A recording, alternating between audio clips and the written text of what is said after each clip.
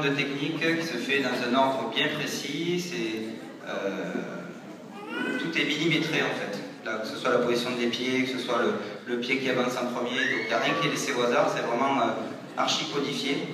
Et les katas servent, c'est pas leur fonction première, hein, ils servent à prendre du dos, mais ils servent entre autres à passer les grades. Donc la partie qu'elles vont vous présenter, c'est celle qu'il faut présenter pour l'accession à la ceinture noire, c'est-à-dire au premier dan. Et il existe des katas pour chaque grade. Voilà.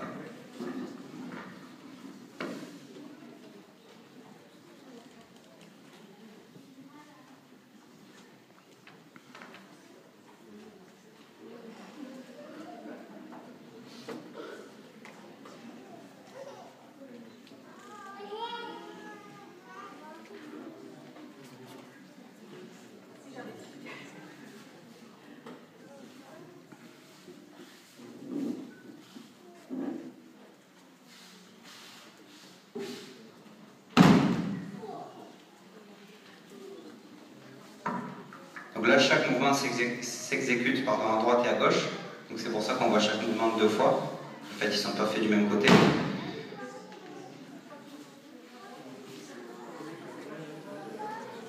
Donc il y a 3 séries de 3 mouvements.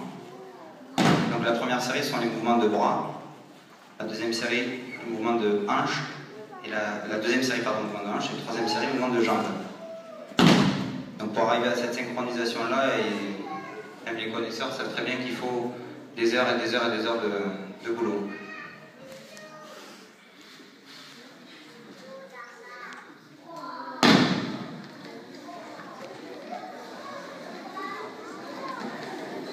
Donc la chute, si elle est bien faite, pardon, et elle doit être bien faite, pas que dans les katas, mais elle n'est ni traumatisante pour la tête ni pour le corps.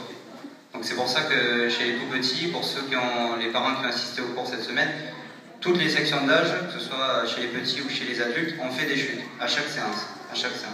Pour habituer le corps déjà, c'est un traumatisme psychique d'arriver au sol. Donc pour s'habituer à ça et faire en sorte que ce soit un jeu finalement. Si on arrive à jouer en chutant, ben c'est plus traumatisant. Et il y a donc une technique, il faut amortir très fort en frappant très fort avec la main. C'est pour ça qu'on entend du bruit à chaque fois, sinon ça ferait un bruit sourd. Et c'est ce qui permet en fait d'amortir la chute. Donc le corps ne sent pas la chute.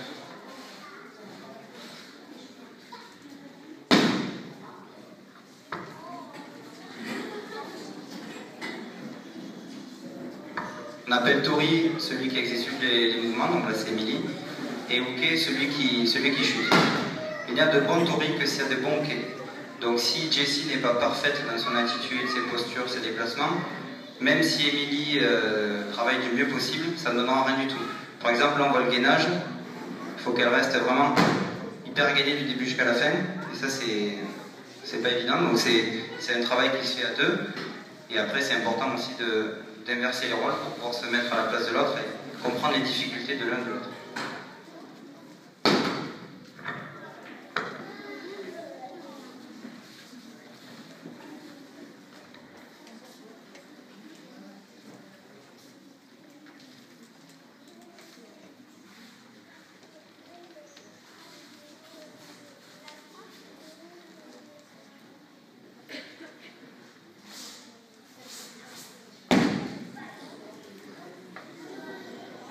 Mouvement de bailliage, c'est extrêmement difficile en judo, c'est un peu le Graal, quoi. C'est l'exécution du mouvement parfait dans le temps, pas évident à faire.